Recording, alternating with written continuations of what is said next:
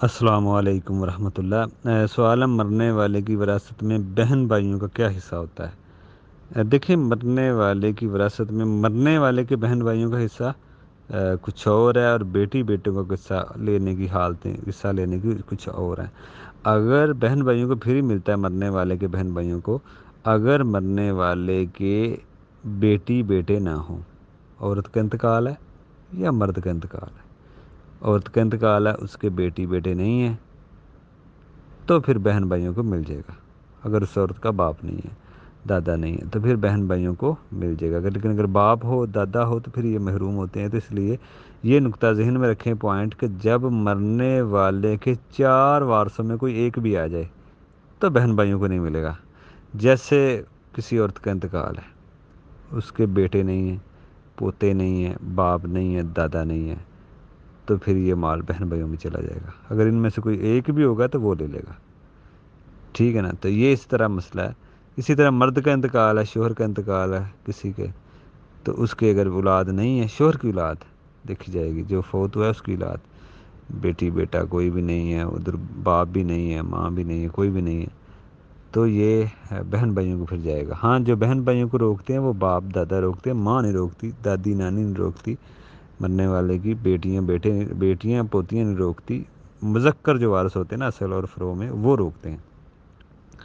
تو ابھی بہن بھائیوں کو کس طرح ملے گا؟ جیسے بیٹی بیٹے کو ملتا ہے، اگر بہن بھائی حصہ لینے کی پوزیشن میں ہیں، حالت میں ہیں، تو پھر ان کو ویسے ہی ملے گا جیسے بیٹی بیٹے کو ملتا ہے، بیٹے کو ڈبل، بیٹی کی نسبت، جیسے ایک بیٹا ایک بیٹی ہے تو 3 حصے، 2 حصے بیٹے کو، 1 حصہ بیٹی کو۔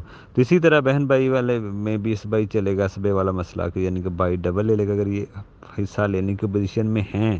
بعض کا تو محروم ہی ہو جاتے ہیں نا۔ تو اسی طرح ستیلے بہن بھائی جو الاتی باپ شریک ہوتے ہیں، تو ان کو بھی فری ملے گا جب حقیقی نہ ہوں۔ تو جب وہ حصہ لینے کی پوزیشن میں ہوں گے تو پھر وہ بھی اسی طرح ہی، بھائی ڈبل، بہن سنگل۔ اخیافیوں میں نہیں یہ چلتا، ان کے حصے اللہ نے فکس اور مقرر کیے ہیں۔ تو یہ ہے بہن بھائیوں کے، جب ایک ہی طرح جگہ اگر آ جائیں سارے بھائی بہن ایک ہی طرح کے، جیسے ستیلے بھی ہوں، حقیقی بھی ہوں، اخیافی بھی ہوں، تو اخیافی اور حقیقی کو ملے گا، ستیلوں کو نہیں ملے گا۔ ہاں، حقیقی بہن بھائی نہ ہو تو پھر ستیلے بہن بھائی، اگر بہن بھائی نہ ہو تو بھائیوں کے بیٹے، ٹھیک ہے نا؟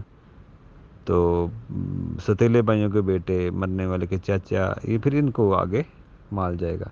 تو یہ اس طرح بہن بھائیوں کو وراثت ملتی ہے۔ ان کو حصہ لینے کی ایک ہی حالت ہے کہ مرنے والے کے بیٹے پوتے نہ ہوں۔ اگر بیٹے ہوں گے تو پھر یہ محروم، پوتا بھی محروم، بہن بھائی بھی محروم۔ اگر بیٹا نہ ہو تو وہی بیٹے کا مال پوتے کو چلا جائے گا، اور پوتا ان کو محروم کر دے گا۔